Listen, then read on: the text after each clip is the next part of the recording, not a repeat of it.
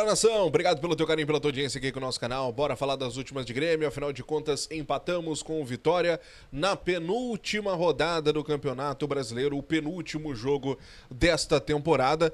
Um jogo que o Grêmio saiu vencendo, é verdade, mas que os problemas de toda uma temporada não deixaram de aparecer nesta penúltima rodada, e é sobre isso que nós vamos falar a partir de agora, do empate entre Vitória 1, Grêmio também 1. Gurizada, bom, eu quero começar conversando com você sobre o time que o Renato colocou em campo. Afinal de contas, o Renato colocou um time com surpresas, né? Tivemos o PP na do Dodi, o Rodrigo Caio na do Jeromel, a gente já tinha conversado por aqui, já tinha adiantado isso, mas uma outra surpresa foi o Monsalve entrando na vaga do Cristaldo. O Cristaldo tinha ido bem na última partida, mas o Renato optou por colocar o jovem jogador ali pelo meio, talvez para ter mais marcação, para ter mais um sistema defensivo mais forte, já que ele estava jogando com o Pavon pelo lado direito. O Grêmio que foi a campo tinha o Marquezin, tinha o João Pedro, o Rodrigo Caio, o Gemerson e o Reinaldo, PP e Vija Sante, o Monsalve, Pavon, o Aravena e lá no comando o Bright White. Esse era o time do Grêmio que entrou em campo. Mas o Grêmio, desde o início do jogo, já estava levando uma pressão do Vitória. O Vitória começou muito bem a partida e o Grêmio estava sendo sufocado principalmente pelo seu lado esquerdo, que foi o problema de toda uma temporada, né? O Vitória conseguia fazer triangulação e chegar cara a cara com o Marquezin por diversas vezes. O Grêmio, a partir dos 10, 12 minutos, conseguiu trocar garrafa com o Vitória, conseguia sair no contra-ataque, conseguia fazer uma pressão no Vitória, só que não aquela pressão que realmente gerava um perigo ao Vitória, né? Não chegava a fazer, no caso, levar um susto aos torcedores do Vitória. Aos 31 minutos, uma substituição forçada, o Aravena acabou sentindo a coxa, entrou o Cristaldo. O que o Renato fez? Jogou o Monsalve para a esquerda e o Cristaldo caindo por dentro. E até que a jogada do gol, ali aos 36, uma jogada pela direita, o Pavon, assim, ó, uma baita de uma jogada. O Pavon, ele desmontou a defesa do Vitória, porque de calcanhar ele deixou pro João Pedro. E quando ele deixa de calcanhar a bola pro João Pedro, o João Pedro entra na área livre, e faz o gol que dava dano à vitória pro Tricolor, 1-0 aos 36 minutos. Nos 41, o Mosquito quase empatou o jogo, entrou na área a dribles e meteu a bola que passou no cantinho do Marquezin. Em seguida, tivemos um lance bem complicado e um lance que vai definir, inclusive, o próximo confronto contra o Corinthians, que foi um lance em que o jogador do Vitória, ele acaba batendo no Marquezin, um choque ali que o Marquezin vai de cabeça, e o jogador ficou tonto, ficou impossibilidade de seguir naquele momento ali, e ele foi reclamar pro árbitro sobre isso, né, que ele estava impossibilitado, ele estava tonto, e o árbitro foi e deu um cartão amarelo para ele. Cartão amarelo. E isso, no caso, acabou ocasionando a saída do Marquezin no intervalo. O jogador não teve nem condição de continuar a partida. Quer dizer, ele reclamou, no caso, porque ele tinha caído, o juiz tinha ido pra cima dele pra cobrar dele, só que ele não tava brincando, ele não tava fazendo firula, ele tava realmente sentindo.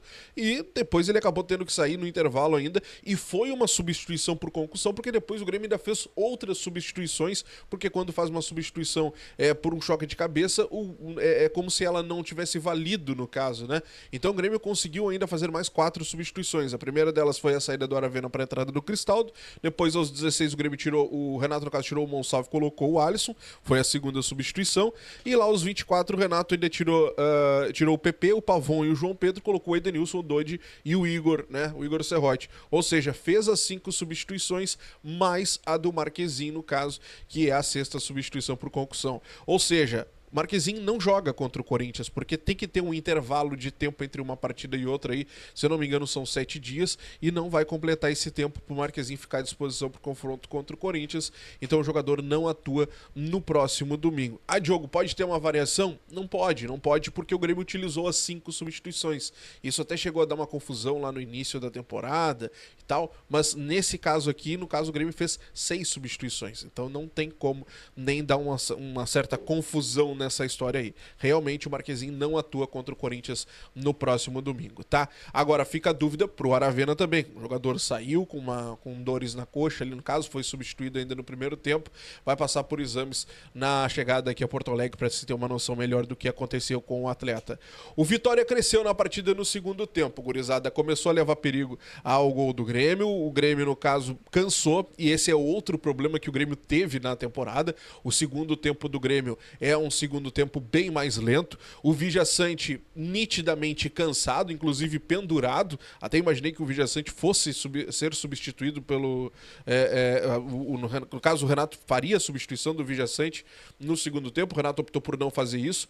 O PP não tem condições, né? Não marca, o PP é um grande problema na marcação. Então, para vocês, nós tínhamos o Vijaçante desgastado e um PP sem marcar. O Grêmio perdeu totalmente o meio-campo. Todo mundo estava vendo que isso ia acontecer a qualquer momento, né? O que aconteceu?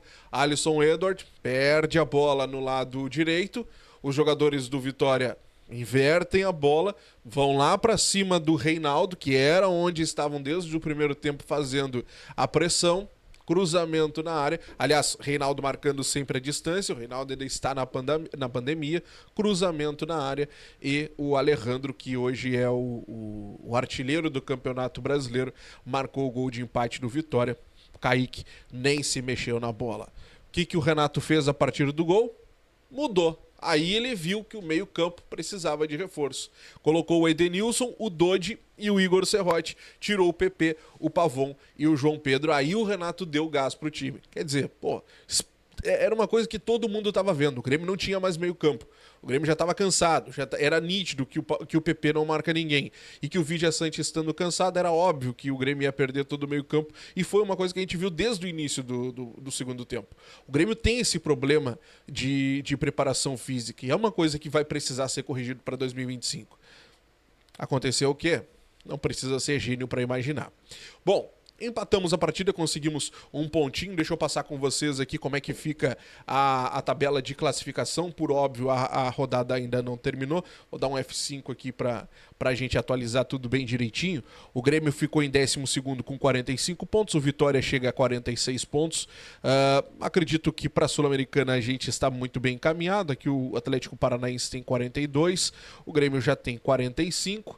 Vai jogar agora contra o Corinthians no próximo domingo na nossa arena às 4 da tarde. Aqui estão os resultados que ainda estão acontecendo, alguns jogos que ainda estão ocorrendo. O Botafogo vai sendo campeão por enquanto, vai vencendo o rival. Pode ser que o momento que tu esteja vendo esse vídeo tu já saiba o desfecho dessa partida, mas são as partidas de momento, tá? Botafogo chega a 76, Palmeiras 71. Para Libertadores, que era o que muitos ainda estavam esperando, não tem mais chance, tá? 45 pontos, 50 pontos o Bahia, que está ali na pré-Libertadores. O Grêmio não participa da competição continental da próxima temporada. A Sul-Americana é o que está caindo para nós e há quem vá comemorar. Te inscreve, deixa o like, ativa o sininho, tô de plantão, qualquer notícia te trago aqui no nosso canal. E aí, a tua visão da partida do Tricolor, comenta aqui embaixo. Grande abraço, até a próxima, tchau.